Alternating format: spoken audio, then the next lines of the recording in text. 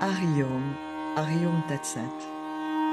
Cette journée du 14 février, la Saint-Valentin, est une occasion de revenir à l'amour, de revenir à l'amour.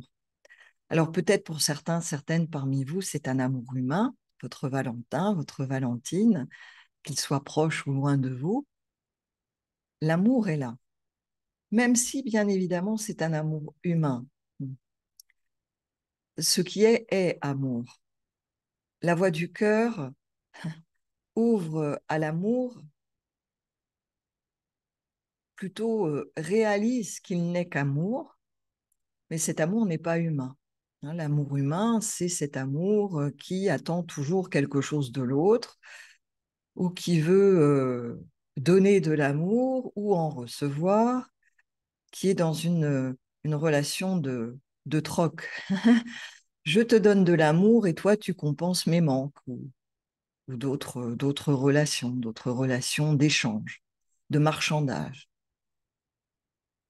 Et cette journée de l'amour de Saint-Valentin est une invitation à ce qui est inévitablement amour. Il n'est pas de ce qu'on appelle l'éveil. La vie est amour. Et l'éveil, c'est la vie qui est. Et cette vie est amour, mais pas l'amour humain, pas l'amour tel que le personnage l'imagine.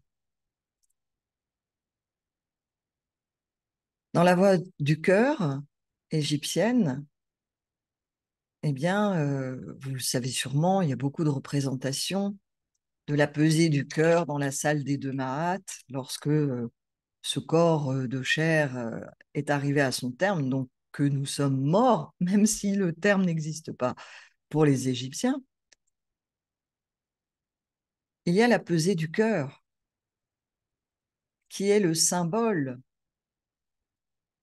Mais le symbole de quoi en Égypte? Pas que de l'amour, qui est relié effectivement à Maat, puisque on le pèse en comparaison avec une plume de Maat.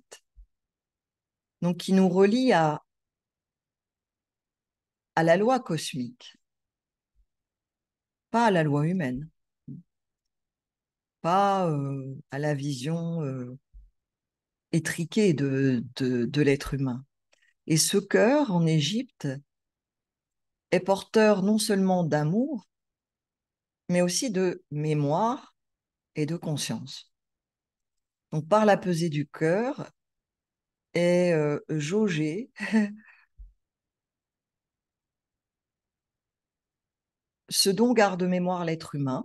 Est-ce qu'il y a des crispations égotiques, la mémoire qui relie inévitablement à l'espace et au temps? C'est-à-dire, est-ce que ce cœur est ici maintenant, ou bien est-ce qu'il est encore attaché à son passé, ou dans des projections de son devenir sur d'autres plans, une fois, on va dire, de nos jours, une fois décédé? Donc c'est ça, la pesée de la mémoire. Mais il y a aussi la pesée de la conscience. Est-ce que ce cœur, ici, maintenant, est conscience, ou est-ce qu'il est conscient de quelque chose, ou est-ce qu'il est totalement inconscient? Est-ce qu'il est dans un rêve encore? Et puis, bien évidemment, le cœur symbolise également l'amour. Comment as-tu aimé? As-tu aimé égotiquement, dans un marchandage, dans du troc? Es-tu amour? Ce cœur pesé est-il ce qui est? Ou est-il encore le cœur de quelqu'un, alors qu'il n'est plus personne, il n'est qu'un cœur? Voilà, c'est ce qui m'est venu là en enregistrant cette pesée du cœur en cette journée de l'amour.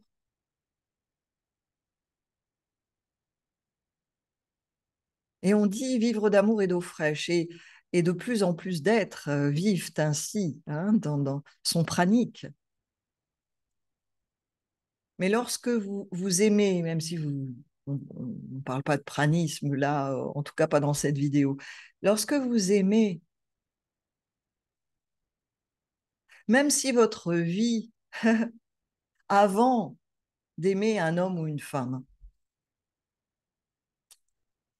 avant d'être en amour, même humain, même si votre vie était terrible, votre enfance était ce qu'elle a été, votre adolescence ce qu'elle a été, votre vie de femme ou d'homme ce qu'il a été, quel que soit votre âge, avec des tas de problèmes, peut-être qu'avant vous étiez là en train de ressasser, de ruminer, d'être dans la mémoire, de douleur, d'être une victime, de vouloir vous venger, enfin toute la panoplie des émotions et des pensées humaines du personnage. Lorsque vous êtes en amour avec un être humain, puisqu'aujourd'hui c'est à Saint-Valentin, mais on peut être en amour avec la nature, on peut être en amour avec un animal, on peut être en amour juste avec l'instant présent, mais là, puisque c'est à Saint-Valentin, lorsque nous sommes en amour avec un être humain,